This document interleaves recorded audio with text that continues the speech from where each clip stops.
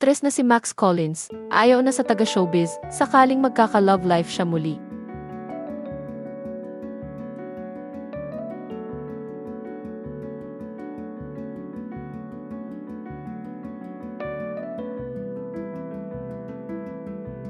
Naging bisita ang aktres na si Max Collins sa programang Fast Talk with Boy Abunda nitong Miyerkules, April 2, 2025. Doon ay tinanong siya ni Tito Boy tungkol sa preference niya ngayon pagdating sa lalaki, sakaling magkaka-love life siya muli. Ayon kay Max, kung sakaling umibig siya muli ay ayaw na niyang artista ang magiging jowa niya dahil magulo ang buhay pag artista. Anya, ayoko na ng artista. I don't know, magulo. Parang magulo ang buhay. Magulo ang buhay pag artista. Because I feel like you're so used to being in the spotlight and being in dramas na nadadala mo siya sa totoong buhay. Ayoko ng ganoon. Sinabi rin ng aktres sa naturang panayam na hindi raw siya dating ngayon pero sinubukan daw niya dati.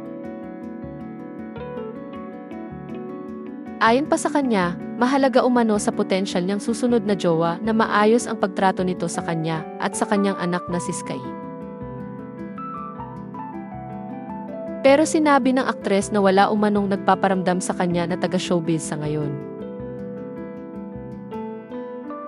Nang tanungin naman kung handa na nga ba siyang umibig muli, sagot ni Max, I don't know about super ready.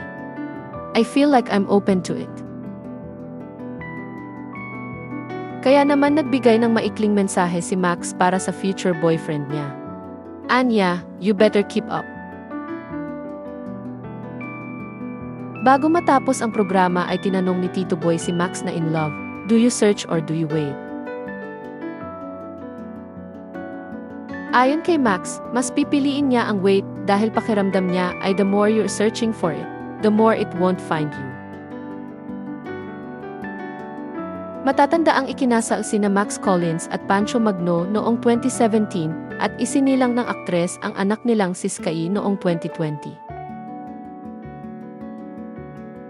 Sa ulat ng 24 oras noong November 2024, kinumpirma ni Max na legally separated na sila ni Pancho at maayos ang sistema ng co-parenting nila sa kanilang anak. Ani Max, we wanted to show people that you can be like us. I mean, it's possible.